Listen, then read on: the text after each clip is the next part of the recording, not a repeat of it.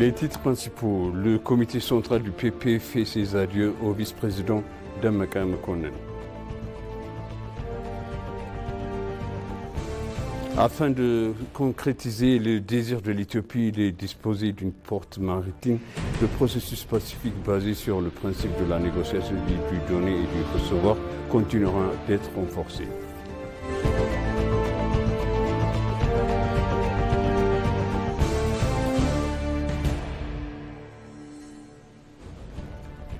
Bienvenue chers téléspectateurs sur ABC, c'est moi Zalala Mourkana avec le journal. Le comité central du PP a fait ses adieux au vice-président Dammaka Makonnen. Le comité central du Parti de la Prospérité a fait aujourd'hui ses adieux à Dammaka Makonnen, conformément au principe de succession des dirigeants du parti. Le comité central a pris cette décision à l'unanimité de l'issue de sa réunion d'aujourd'hui. À sa place, Tamasken Torona, membre du comité exécutif du Parti de la Prospérité, a été élu vice-président du parti à la majorité des voix.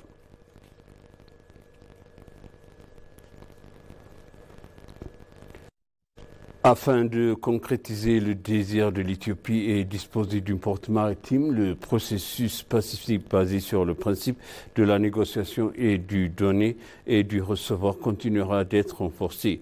Les représentants des recherches ont suggéré que l'Éthiopie devrait continuer à renforcer sa demande d'une porte maritime basée sur le droit international, la coopération et la croissance avec les pays voisins. Ils ont également exprimé leur opinion selon laquelle les études devraient être utilisées comme une ressource pour des instants décisionnels. Sissa Itola, directeur général adjoint du bureau du service, a prononcé un message lors du symposium.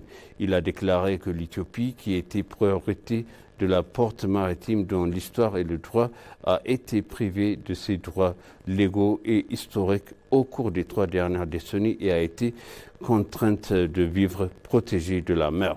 L'Éthiopie a élevé l'utilisation de la porte maritime et des droits de la propriété en tant qu'utilisateur distinct.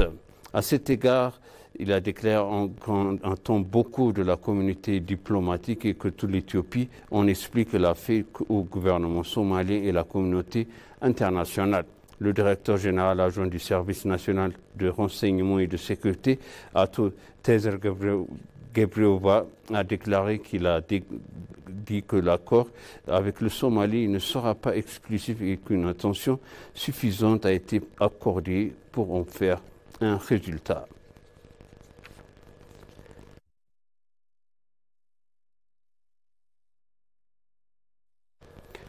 Des fonctionnaires du ministère et du PAM se consultent sur la fourniture d'une aide humanitaire efficace et de le renforcement de la résilience. La ministre des Finances, Samrata Sawaso, s'est entretenue hier avec la directrice exécutive adjointe du Programme alimentaire mondial, PAM, Valérie Garini, au sujet de l'efficacité de la fourniture de l'aide humanitaire et de l'expansion des activités de renforcement de la résilience. Après avoir souligné la coopération de longue date entre l'Éthiopie et le PAM en matière de sauvegarde et de secours, les fonctionnaires ont discuté des efforts en cours des réformes dans la fourniture de l'aide alimentaire et des questions qui doivent être examinées. En raison de ces facteurs, le besoin d'aide humanitaire a augmenté de manière disproportionnelle par rapport à la capacité de répondre à tous les besoins. À cet égard, l'amélioration de la pratique consiste à fournir et à partager des données actualisées afin de créer une synergie entre les interventions soutenues par les partenaires et dirigées par le gouvernement a été soulevée comme un point critique.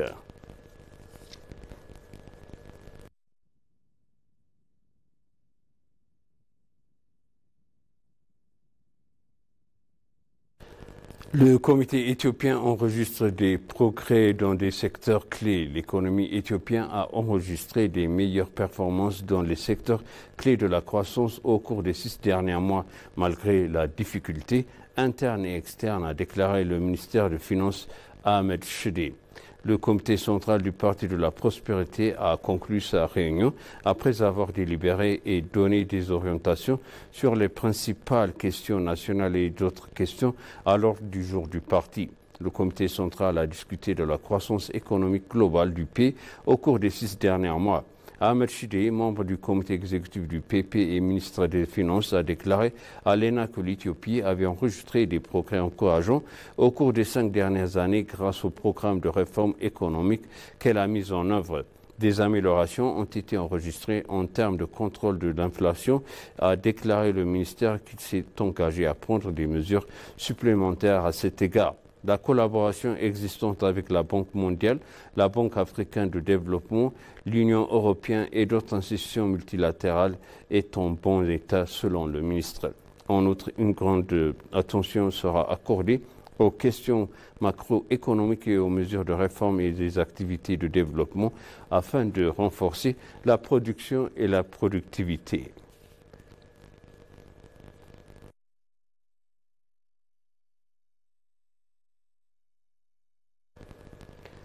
L'Éthiopie salue l'initiative du Zimbabwe de construire un musée de l'indépendance africain. Le ministre d'État aux Affaires étrangères de l'Éthiopie a discuté avec la délégation de haut niveau du Zimbabwe dirigée par l'ambassadeur Kwame Mazawazi et accompagné de Sofia, l'une des ambassadrices du Zimbabwe en Éthiopie. L'initiative du Zimbabwe a créé un musée de lutte pour l'indépendance de l'Afrique, a fait l'objet d'une grande attention au cours de la discussion.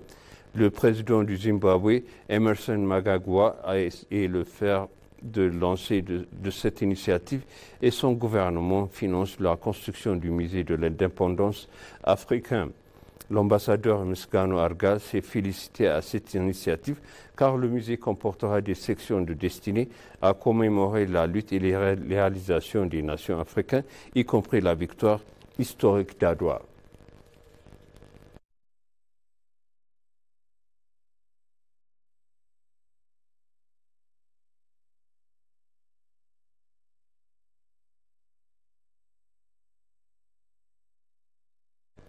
Et pour conclure, le journal, le ministre éthiopien de l'Innovation et de la Technologie, Bellet Molla, est le directeur de l'Organisation internationale de travail pour l'Éthiopie, du Djibouti, la Somalie, le Soudan et le Soudan du Sud, Alexio Musito, le directeur général de l'information technologique du Parc Coopération, Henok Ahmed, et le chef du bureau de l'innovation et de la technologie de l'État régional de Somalie, Fatouma Mohamed, ont signé un accord.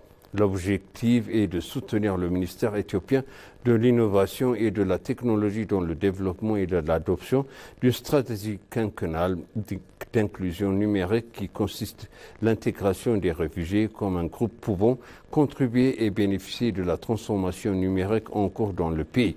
Le directeur du Bureau national de l'Organisation internationale du travail pour l'Éthiopie, Alexio Musindong, a quant à lui déclaré que l'OIT soutenait la stratégie quinquennale d'inclusion numérique du ministère visant à intégrer les réfugiés en s'appuyant sur l'initiative Perspective.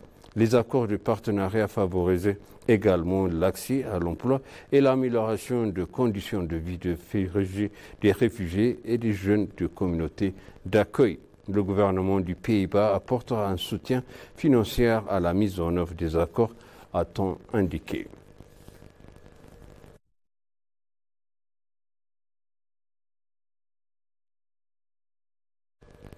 Et maintenant, je rappelle les titres principaux. Le comité central du PP fait ses adieux au vice-président Demeka Mekonnen.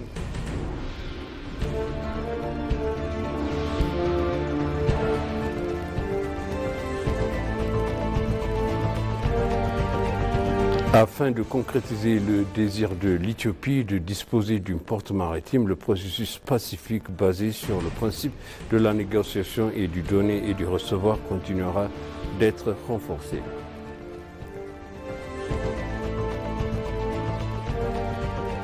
Chers téléspectateurs, ainsi s'achève le journal. C'était moi, Zalal Mourkana, avec vous et je vous souhaite une bonne suite de programmes.